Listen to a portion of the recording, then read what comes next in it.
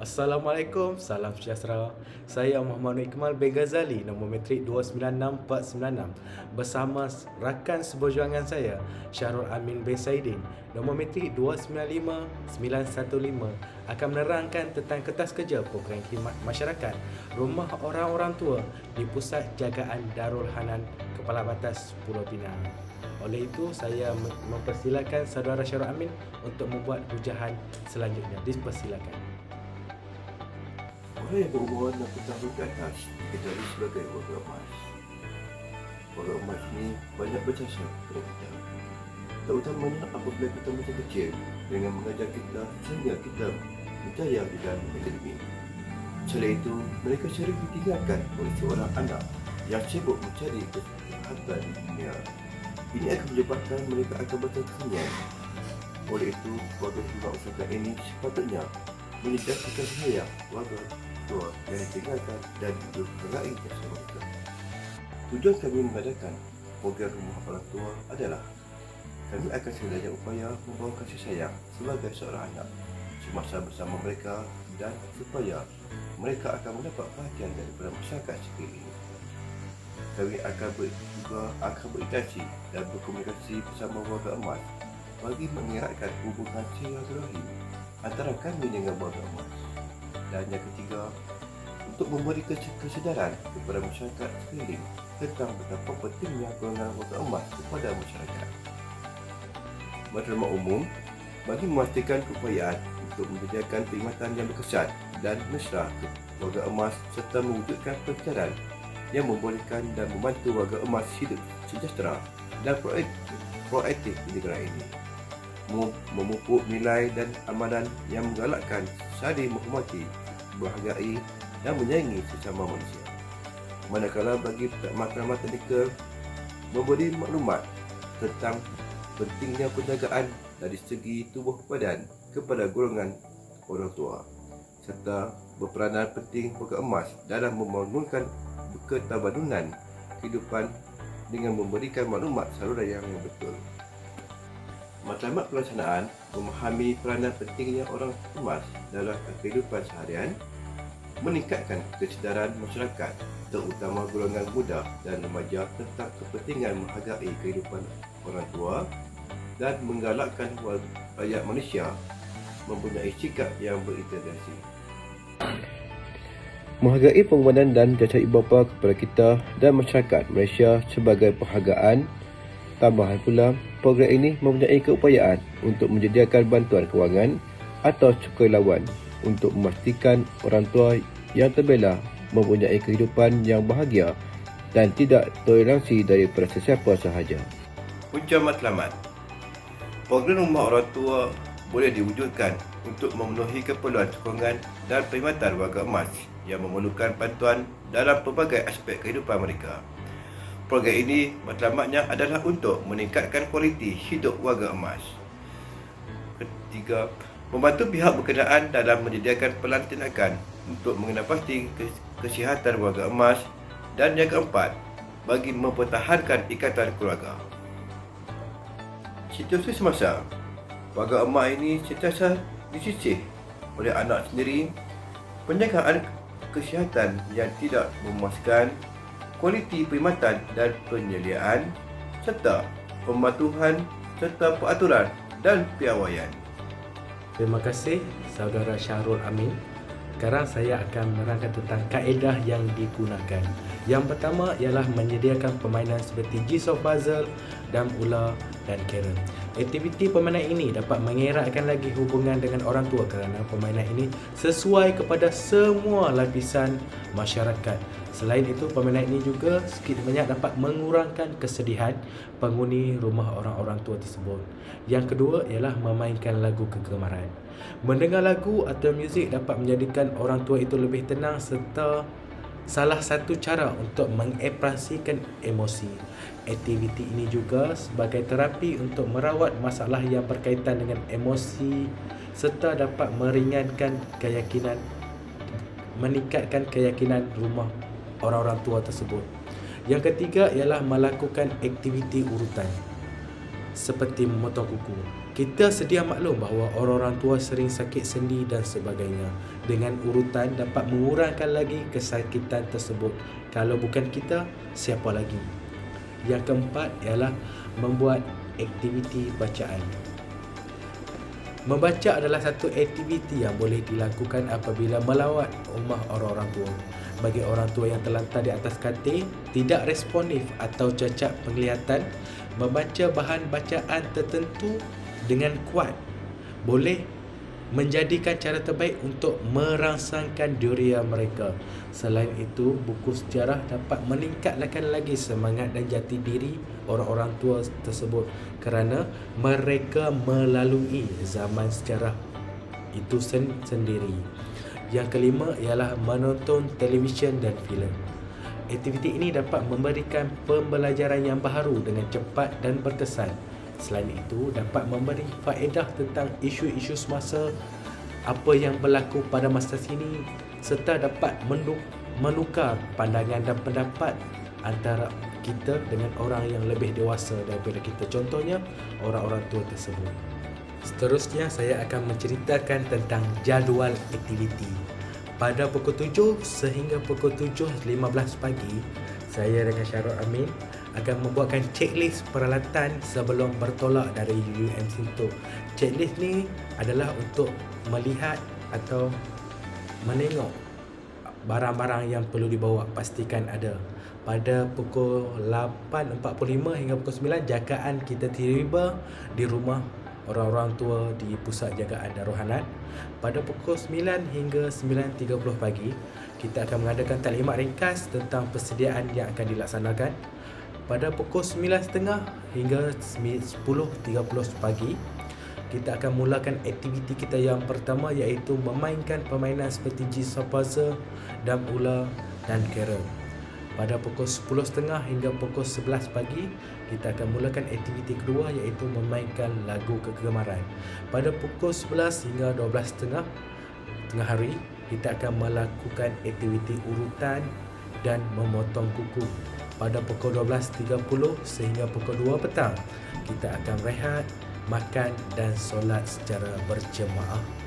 Pada pukul 2 sehingga pukul 3 petang, kita akan buat aktiviti bacaan di semua masyarakat yang terlibat. Okey, pada pukul 3 hingga 4 petang, kita akan memulakan aktiviti yang terakhir, iaitu menonton televisyen dan filem. Pada pukul 4 sehingga pukul 5 petang, kita akan rehat, makan dan solat secara berjemaah. Pada pukul 5 hingga 5.30 petang, kita akan buat majlis penutup dan penyampaian sumbangan. Pada pukul 5.30, majlis bersurai. Seterusnya, saya akan menerangkan tentang anggaran pembelanjaan. Okey, untuk kutipan ahli sebanyak 5 orang, satu ahli dikenakan bayaran kutipan sebanyak RM60, serta kami ada berjumpa dengan wakil rakyat dan menerima sumbangan sebanyak RM500. Okey, jumlah kutipan untuk pembelanjaan untuk khidmat masyarakat ini sebanyak RM800 yang berjaya dikutip. Okey, pembelanjaan untuk khidmat masyarakat ini, yang pertama ialah pengurusan dan perjalanan sebanyak RM80, peralatan jigsaw puzzle, dam ular dan carrom sebanyak RM300. Yang ketiga, peralatan minyak urut dan pemotong kuku sebanyak RM50. Pembelian bahan bacaan dan buku sebanyak RM150. Cenderamata untuk kenang-kenangan sebanyak RM120 dan lain-lain peralatan dan pelbagai sebanyak RM100. So, pembelanjaan kami adalah sebanyak RM800. Saya akan menerangkan tentang jawatan kuasa pelaksana. Okey, untuk jawatan yang pertama, iaitu penasihat, terdiri daripada Meja Bersara Nauzilah Haji Aziz. Yang kedua, jawatan kuasa pengarah, iaitu disandang oleh Nur Syamimi binti Muhammad Roslan. Yang ketiga, iaitu timbalan pengarah Syahrul Amin bin Saidin. Yang keempat, setiausaha, iaitu disandang oleh saya sendiri, iaitu Muhammad Nur Ikmal bin Ghazali. Yang kelima, jawatan kuasa bendahari, yang disandang oleh Raja Azura binti Abdullah. Yang keenam, AJK, iaitu Puteri Sarah binti Azhar. Sekarang saya akan menerangkan tentang peranan jawatan kuasa pelaksana. Okey, jawatan kuasa yang pertama iaitu penasihat. Peranan penasihat dalam pelaksanaan sebuah program khidmat masyarakat bertindak sebagai sumber nasihat dan pakar dalam program khidmat masyarakat dengan matlamat dan tanggungjawab jawatan kuasa. Penasihat membantu jawatan kuasa yang lain untuk membuat keputusan yang berinformasi dan memberikan pandangan ahli jawatan kuasa yang diperlukan. Penasihat juga membantu dalam merancang strategi tujuan yang diperlukan untuk mencapai matlamat jawatan kuasa. Penasihat juga dapat memberikan pandangan berdasarkan pengalaman dan pengetahuan yang akan menyumbangkan kepada proses perancangan program khidmat masyarakat. Yang kedua ialah jawatan kuasa pengarah. Peranan pengarah dalam pelaksana sebuah program masyarakat ialah membantu merancang strategi dan tujuan jawatan kuasa. Pengarah memainkan peranan dalam menyusun perancang jangka panjang dan pendek serta memastikan bahawa matlamat jawatan kuasa selaras dengan matlamat program keseluruhan. Sebagai pemimpin jawatan kuasa, pengarah juga memainkan peranan utama dalam proses membuat keputusan. Pengarah harus dapat menilai maklumat dari ahli jawatan kuasa dan penasihat serta membuat keputusan yang berasaskan fakta dan berfaedah. Jawatan kuasa yang ketiga ialah timbalan pengarah.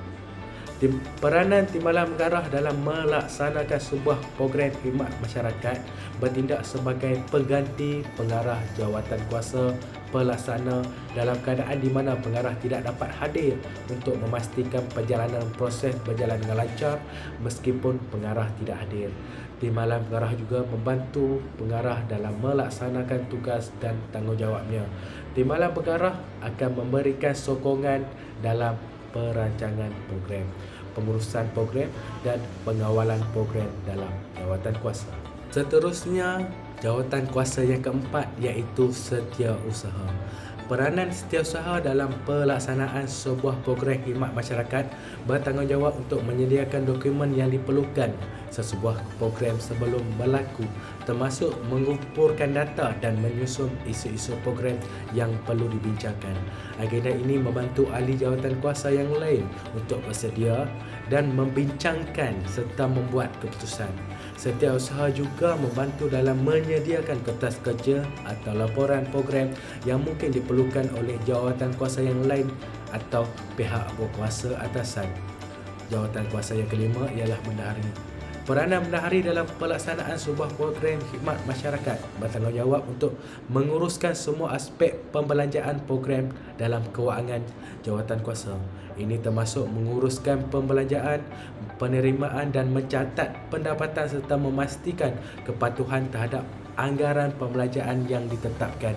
Bendahari juga membantu dalam menyediakan anggaran pembelanjaan jawatan kuasa yang melibatkan merancang pembelanjaan dan menetapkan sumber pembelanjaan. Bendahari harus memastikan anggaran mencukupi untuk menampung keperluan operasi khidmat masyarakat tersebut. Jawatan kuasa yang keenam iaitu AJK. Peranan ahli jawatan kuasa dalam pelaksanaan sebuah program khidmat masyarakat mempunyai tanggungjawab yang tertentu yang perlu dilaksanakan untuk mencapai objektif program.